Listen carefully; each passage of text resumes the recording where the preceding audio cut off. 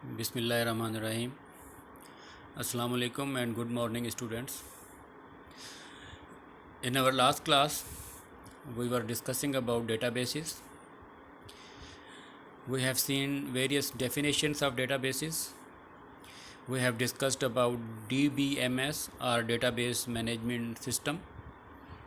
And finally, we had a discussion on elements of databases. So let's continue where we left. This is today's agenda. We will talk about database structure, database helper documents, and types of database in this class. So firstly, see the database structure. As you know, in our last class we have discussed about fields and records and tables. You can visualize this by looking at this figure. As you can see, field name basically is the description of a field. किसी भी field के अंदर जो चीज़ें पड़ी हुई हैं उसकी ये description हो सकती है. So it's a descriptive name जो बताता है कि इसके अंदर क्या है. फॉर एग्ज़ाम्पल ये फ़र्स्ट नेम, तो इसमें एम्प्लॉइज़ का फ़र्स्ट नेम हो सकता है. इस तरह लास्ट नेम एक और फील्ड होगी वो जो बताएगी इसका लास्ट नेम क्या है. कंपनी नेम, एड्रेस किसी एम्प्लॉई का हो सकता है, उसकी पे, उसकी डेजिग्नेशन. तो ये डिफरेंट फील्ड्स हो सकती हैं. तो फील्ड के नेम जो हैं डिस्क्रिप्टिव नेम्स होते हैं जो बताते हैं कि इसके अंदर क्या चीज़ पड़ी हुई है. उसके बाद जो हम एक और एरो से मैं इंडिकेट कर रहा हूँ फील्ड को, ये बेसिकली उसकी वैल्यू है फील्ड की. फॉर एग्ज़ाम्पल फील्ड नेम तो उसका नाम है, किसी वेरिएबल का नाम आप समझ लें. जिस तरह प्रोग्रामिंग के हवाले से आप किसी वेरिएबल का नाम रखते हैं फिर उसके अंदर उसकी कोई वैल्यू रखते हैं, तो वैल्यू क्या हो जाएगी. अब जिस तरह फ़र्स्ट नेम है तो मुख्तलिफ़ एम्प्लॉइज़ के फ़र्स्ट नेम यहाँ पर आ जाएंगे. जिस तरह आप देख सकते हैं कि मुख्तलिफ़ एम्प्लॉइज़ के डिफरेंट अली, हसन और वट एवर नेम्स, कोई भी नेम्स हो सकते हैं. तो वो फील्ड की वैल्यूज़ होंगी. फील्ड इंडिकेट कर रहा है कि उस फील्ड नेम की वैल्यू क्या है. और इसमें लास्टली जो चीज़ दिखाई गई है वो रिकॉर्ड है. As you can see in this rectangle, एक रेक्टेंगल में दिखाया गया है कि ये record is basically collection of fields for a particular employee. किसी एक एम्प्लॉय के लिए जो मुख्तलिफ़ फील्ड्स हो सकती हैं, जिस तरह के first name, last name, company, address, designation, पे, उसकी डिफरेंट जो फील्ड्स उसके हवाले से हो सकती हैं. उन तमाम की कलेक्शन को अगर हम किसी एक एम्प्लॉई के लिए देखें तो वो उसका रिकॉर्ड कहलाएगा. वो किसी एक एम्प्लॉई का रिकॉर्ड कहलाएगा. इसको फर्दर डिस्कस करते हैं हम. फील्ड्स की डेफिनेशंस क्या हो सकती हैं. It hold an individual piece of data. इसके अंदर कोई एक डेटा का पीस हो सकता है इंडिविजुअल, जिस तरह हमने देखा कि फ़र्स्ट नेम या लास्ट नेम या कंपनी या एड्रेस. तो ये मुख्तलिफ़ फील्ड्स जो हैं इसके अंदर कोई एक डेटा किसी एक पर्टिकुलर एम्प्लॉई का हो सकता है. आर नेम डिस्क्रिप्टिवली, उसका नाम डिस्क्रिप्टिवली दिया जाता है. डिस्क्रिप्टिवली का मतलब क्या है, उसके अंदर उसकी डिस्क्रिप्शन थोड़ी सी होती है जिससे पता चलता है कि इसके अंदर क्या है. उसका नाम डिस्क्रिप्टिव होना चाहिए. इस तरह नहीं हो कि कुछ नाम कुछ और ज़ाहिर कर रहा हो और अंदर कुछ और हो. फॉर एग्ज़ाम्पल अगर आपने लिखा है लास्ट नेम उसका नाम फील्ड का और नीचे आपने उसका एड्रेस दिया हो तो it doesn't make any sense. तो उसको it should be descriptive. So field names are usually descriptive names. It is also called a column. इसको हम कॉलम का नाम भी देते हैं, जिस तरह हमने लास्ट टाइम डिस्कस किया था. फील्ड भी कहते हैं इसको, कॉलम भी कहते हैं. एक कॉलम में किसी एक फील्ड के हवाले से मुख्तलिफ वैल्यूज़ होती हैं. अगर हम फ़ोन बुक एक एग्जांपल देखें, फ़ोन बुक अगर आपका कोई टेबल है जिसके अंदर मुख्तलिफ फ़ील्ड हैं तो वो फ़ील्ड क्या हो सकती हैं. एक फ़ोन बुक के अंदर कौन कौन सी फ़ील्ड हो सकती हैं. Name, address, email, phone number. तो ये मुख्तलिफ इसके अंदर फ़ील्ड्स हो सकती हैं किसी एक फ़ोन बुक का अगर टेबल है. इस तरह जिस तरह हमने एम्प्लॉइज़ का टेबल देखा था उसमें first name, last name, company, salary, ये उसकी फ़ील्ड्स हो सकती हैं. फील्ड्स में कंटेन नो डेटा हो सकता है. ये भी हो सकता है कि फील्ड में कोई डेटा ना हो, कोई वैल्यू ना हो. जिसकी हमने बात की वैल्यू की, हो सकता है कोई वैल्यू ना हो. फॉर एग्जांपल अगर आपने एक फ़ोन बुक की एग्जांपल देखें तो नेम हो सकता है, एड्रेस हो सकता है, फ़ोन नंबर हो सकता है, लेकिन हो सकता है ईमेल ना हो उसके अंदर, या ईमेल हो तो एड्रेस ना हो. तो कोई उसके अंदर एक फील्ड जो है एम्प्टी हो सकती है जो कि जिसके अंदर कोई डेटा ना हो. देन रिकॉर्ड्स की बात करते हैं. One full set of fields.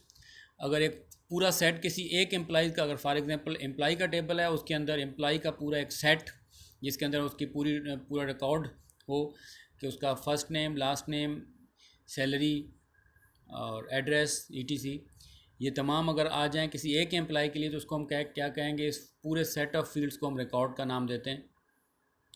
Often called a रो, उसको हम रो का नाम भी देते हैं। जिस तरह फील्ड को हम कॉलम का नाम देते हैं, इस तरह रिकॉर्ड पूरा एक रो होती है। अगर आप फ़ोन बुक की अगेन एग्जांपल देखें तो उसमें देखें कि हुसैन लास्ट नेम हो सकता है, फर्स्ट नेम रफ़ाकत, 1 2 3 सम स्ट्रीट, कोई भी उसका स्ट्रीट एड्रेस होगा, उसके बाद उसका फ़ोन नंबर। तो एक फ़ोन बुक की एग्जांपल में अगर ये चारों फील्ड जो हैं ये एक किसी एक एम्प्लॉय का रिकॉर्ड जो है उसको रिप्रेजेंट करती हैं। अ डेटाबेस में हैव अनलिमिटेड रोज़, जितनी उसकी रिक्वायरमेंट है उतनी रोज़ हो सकती हैं। वो डिपेंड करता है किस किस्म का डेटाबेस आप बना रहे हैं। Okay, now come to tables. हमने अभी तक बात की है फील्ड्स की, रिकॉर्ड्स की, और अब बात करते हैं टेबल्स की।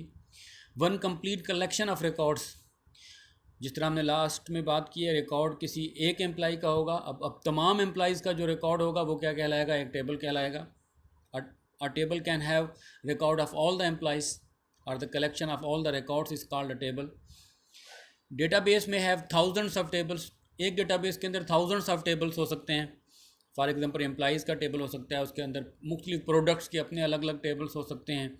एडमिनिस्ट्रेशन के एडमिनिस्ट्रेटर्स का टेबल हो सकता है, मुख्तलिफ टाइप के टेबल्स, वो depending upon the requirement of company उसका अपना डेटाबेस हो सकता है। It can have multiple tables, it can have thousands of tables. Now come to database helper documents. अब हेल्पर डॉक्यूमेंट्स क्या है? As its name suggest, it helps to view the database. Database को view करने के लिए, database को modify करने के लिए कुछ हेल्पर डॉक्यूमेंट्स आप यूज़ कर सकते हैं। जिस तरह forms, the very first one is form. It present one record to the user. किसी एक यूज़र का रिकॉर्ड अगर देखना हो तो आप देखेंगे यहाँ पर फॉर्म जो है इफ़ेक्टिवली शो कर रहा है किसी एक एम्प्लॉय का रिकॉर्ड, बजाय इसके कि आप पूरे टेबल के अंदर किसी एक का रिकॉर्ड देखें तो वो इतना इफ़ेक्टिव नज़र नहीं आ रहा था जितना इस फॉर्म में नज़र आ रहा है। देखें आप इस फॉर्म में किसी एम्प्लॉयज़ के पूरा रिकॉर्ड, उसका first name, last name, company, address, तमाम फील्ड्स भी मौजूद हैं, और उसके अलावा उस एम्प्लॉय का की पिक्चर भी आ रही है, जिससे आपको पता चल रहा है कि ये किसी एक एम्प्लॉय का रिकॉर्ड आ रहा है। If it is not visible, let me zoom it. आपको शायद अब नज़र आ रहा हो। इसके अंदर आप देखें कि फ़र्स्ट नेम, लास्ट नेम, उसका टाइटल मीन्स उसकी क्या डेजिग्नेशन है, और उसकी अदर फील्ड्स कुछ हो सकती हैं, मुख्तलिफ हैं।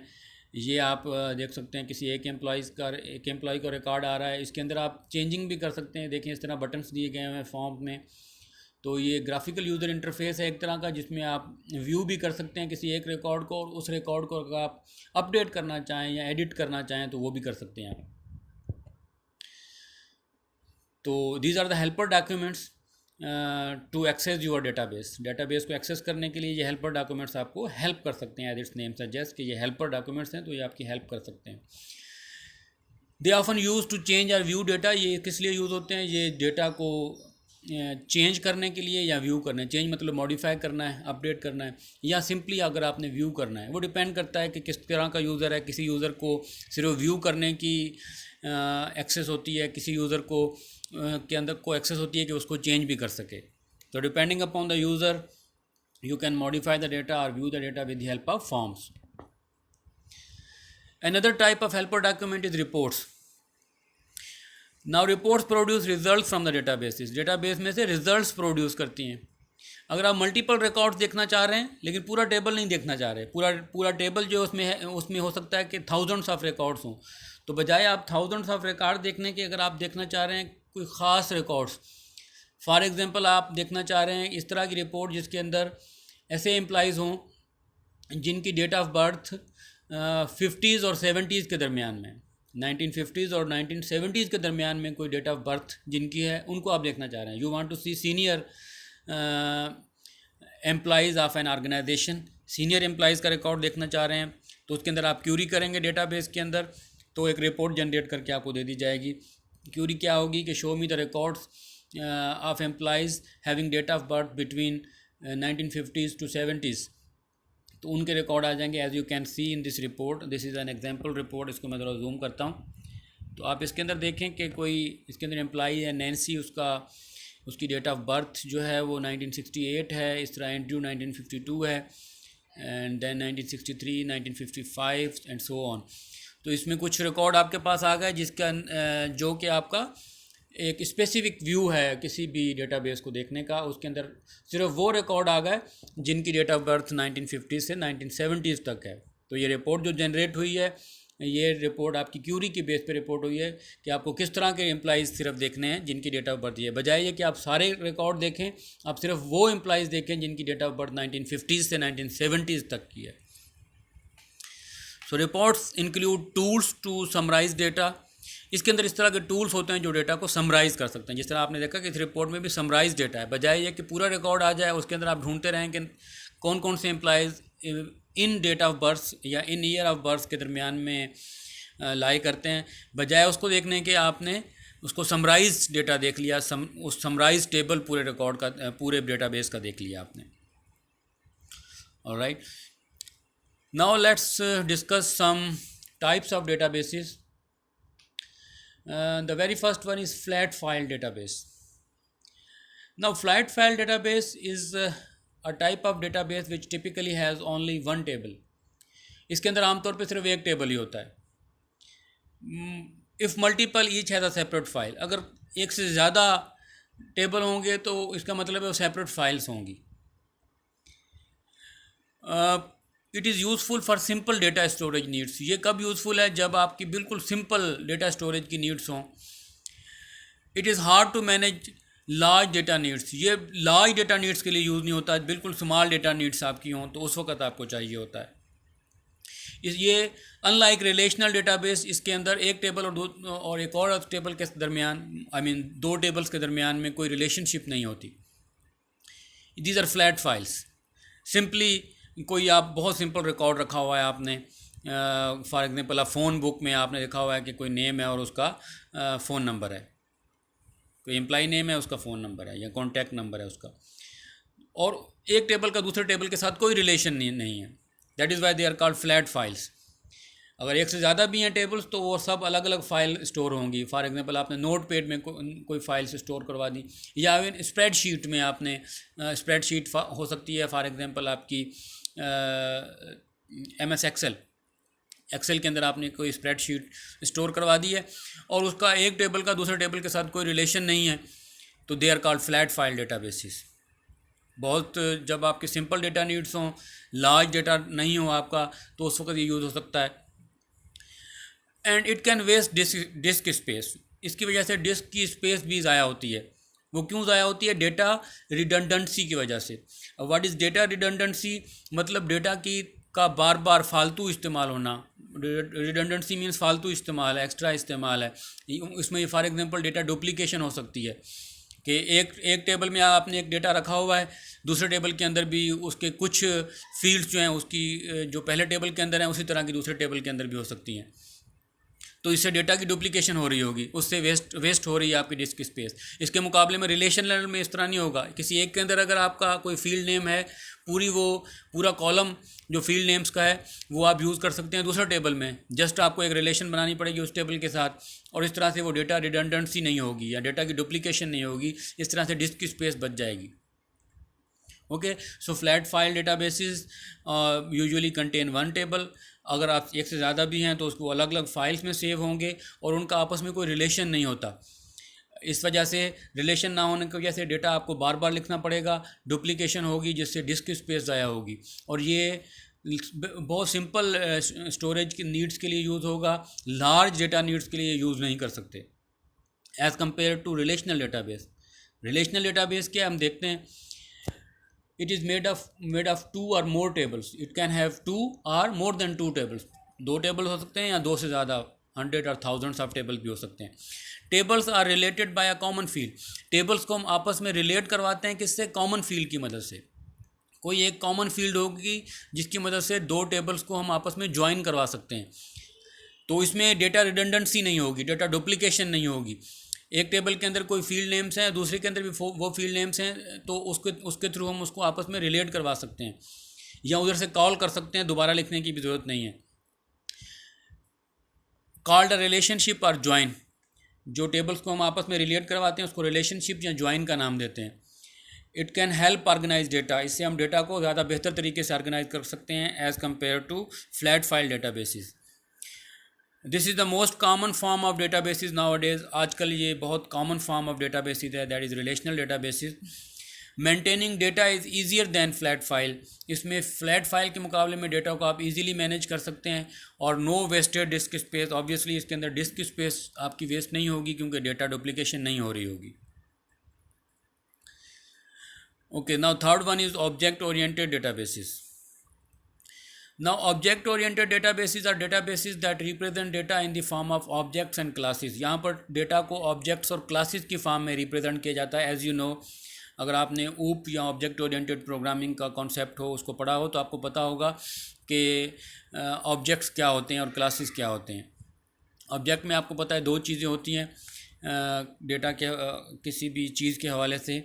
रियल लाइफ ऑब्जेक्ट्स को ये रिप्रेजेंट करते हैं जिसके एट्रीब्यूट्स और उसके ऊपर कुछ एक्शंस हो सकते हैं।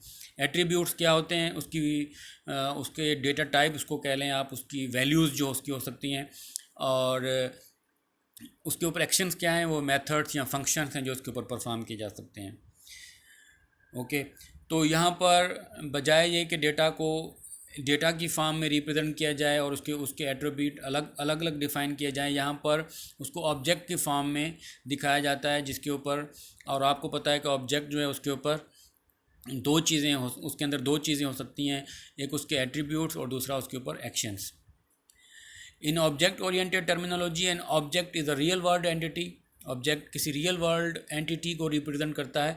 And a class is a collection of object, और class is nothing but a collection of object. एक क्लास के बहुत ज़्यादा जो इंस्टेंसेस हैं उसको हम ऑब्जेक्ट्स कहते हैं, और it is a collection of object. Class के अंदर बहुत ज़्यादा ऑब्जेक्ट्स या एक कलेक्शन ऑफ ऑब्जेक्ट्स हो सकती है। Object oriented databases follow the fundamental principles of object oriented programming. ये जिस तरह ऑब्जेक्ट ओरिएंटेड प्रोग्रामिंग के प्रिंसिपल्स होते हैं, ऑब्जेक्ट ओरिएंटेड प्रोग्रामिंग के जो रूल्स होते हैं उसको ही फॉलो किया जाता है। Alright, then we talk about the centralized database. Now what is centralized database? The information or data is stored at a central location or centralized location, and the users from different locations can access this data. Information या data को किसी central location पर store किया जाता है और users मुख्तलिफ location से उस डेटा को एक्सेस कर सकते हैं। This type of database contains application procedures that help the users to access the data even from a remote location. किसी रिमोट लोकेशन से यानी कहीं दूर बैठकर भी किसी डेटा को एक्सेस कर सकते हैं। ये centralize database as oppose to distributed database किसी एक जगह पर होता है। हम देखेंगे नेक्स्ट में कि एक डिस्ट्रीब्यूटेड डेटाबेस जिसमें कि डेटा जो है वो डिस्ट्रीब्यूटेड होता है, मुख्तलिफ जगहों पे हो सकता है। लेकिन centralize database is just opposite to distributed database. ये उसके अपोजिट है, बजाय कि डेटा मुख्तलिफ जगहों पर हो, डेटा किसी एक सेंट्रल लोकेशन पर होता है और तमाम यूज़र्स जो हैं उस सेंट्रल लोकेशन को एक्सेस कर रहे होते हैं। जबकि इसके मुकाबले में अगर हम बात करें डिस्ट्रीब्यूटेड डेटाबेस की, तो distributed database is just opposite to central database या centralised database. The distributed database has contribution from the common database as well as the information captured by local computers also. उसका अगर कोई इस तरह का database है जो कहीं एक जगह पर पड़ा हुआ है, उसके अलावा कंट्रीब्यूशंस लोकल कंप्यूटर्स की तरफ से भी हो सकती हैं। यूज़र्स का अपना अलग से भी डेटाबेस की कुछ कंट्रीब्यूशंस हो सकती हैं। तो कंप्लीट डेटाबेस किसी एक जगह पर नहीं होगा बल्कि उसकी मुख्तलिफ लोकेशंस पर हो सकता है। Okay, the data is not at one place and is distributed at various sites of an organization. Data किसी एक सेंट्रल प्लेस पे नहीं है, जिस तरह के सेंट्रलाइज डेटाबेस में हमने देखा कि डेटा किसी एक सेंट्रल प्लेस पे पड़ा होगा और बाकी तमाम यूज़र्स उसको एक्सेस कर रहे होंगे। यहाँ पर डेटा जो है वो डिस्ट्रीब्यूटेड है मुख्तलिफ लोकेशंस पर, मुख्तलिफ साइट्स पर, किसी ऑर्गेनाइजेशन की मुख्तलिफ साइट्स पर हो सकता है। These sites are connected to each other with the help of communication links which help them to access the distributed data easily. अब वो डेटा क्योंकि मुख्तलिफ जगह पर मुख्तलिफ लोकेशन पर डिस्ट्रीब्यूटेड है, तो उसको किस तरह से एक्सेस किया जाएगा? ऑब्वियसली कोई कम्युनिकेशन लिंक डेवलप किए जाएंगे, कोई नेटवर्क डेवलप होगा जिसके थ्रू उस डेटा को ईजिली आप एक्सेस कर सकते हैं।